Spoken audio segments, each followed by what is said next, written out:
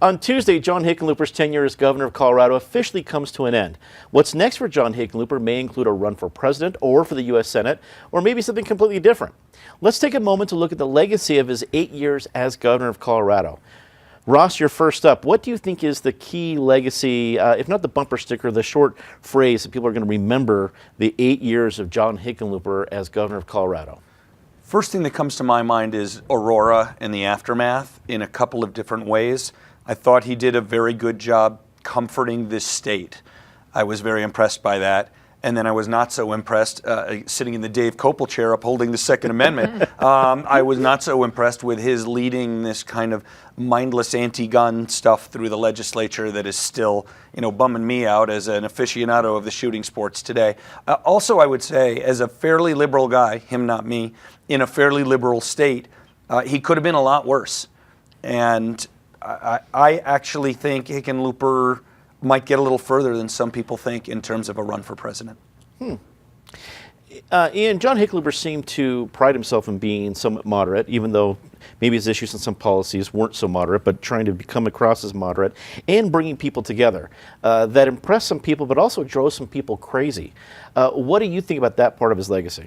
Well, I think it's obvious that he was a unifier in a lot of ways. I mean, having been I worked in the Capitol basically through the entire Hickenlooper administration as a staffer for the minority and then the majority office in the House. And we had both chambers in 2013 and 14 and did some really great progressive stuff. And he signed all of the bills that we put in front of him that were part of a big progressive agenda, including gun safety laws. By the way, no one's come to take your guns yet, have they? Glad to hear that. Second of all, he is really good at bringing people together. And then when there were split chambers, right, when the Senate was controlled by Republicans for the last 4 years, passed a balanced budget every year, only went to special session over issues that he thought were really important that couldn't get done, and got a lot of great things done in a bipartisan fashion. Construction defects, which I disagreed with wholeheartedly, but it got done. Some transportation money, dedicated funding out of the general fund for the first time ever, $50 million in ongoing funding for K-12 just last year. So there's a lot to be proud of in the legacy, and I think, look, if voters are looking for somebody different, not a huge liberal firebrand to take down Trump, they want somebody more moderate, he's a pretty good character for that seat. Yeah, I think so. Krista, do you think John Hickenlooper will be, maybe if not the last, one of the last Democratic governors who could also be considered, if not pro-energy, at least energy-friendly, being a former geologist? Yeah, I do. And that's one of the things that I liked about him. I disagreed with him on a lot of other stuff, whether it's driver's license for illegal people who are here illegally, or the tax increases that he championed, and Medicaid expansion, some other things. I appreciated him on two things, and that one is that he held the line on energy. As a geologist, he knows that fracking does not hurt groundwater.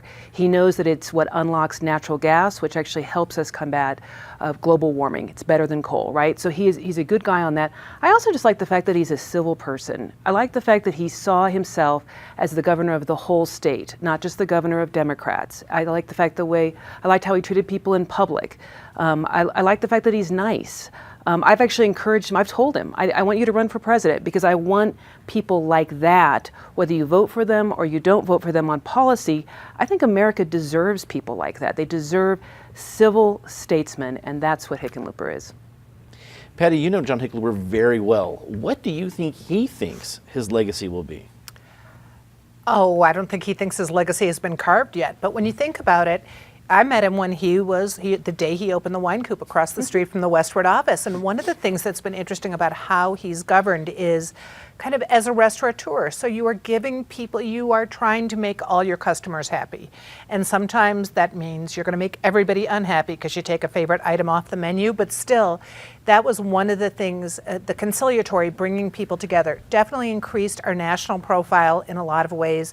Colorado has an outsized conception of itself, partly because Hickenlooper did get so many national headlines, lots of columns talking about kind of the uniter in chief that he was. And that could hold him, certainly he's exploring things because he's got his Giddy Up leadership campaign going. One of the interesting things, because he seems like a pro-business Democrat, people forget just how progressive he was when he started the Chinook Foundation, Chinook Fund, and kind of they backtracked from that when he was the mayor. But if he's actually making a run, if he's up against Bernie, if he's up against Elizabeth Warren, we might hear about the Chinook Fund again, and we haven't heard about that for a long time. He also brought beer to the governor's mansion. He's got beer taps that he's leaving there. Hope Jared Polis appreciates them. I hope it is too. A quick follow-up. If you had $5 to bet on it, does he run for Senate or president? Maybe both. Oh, you get creative. All right.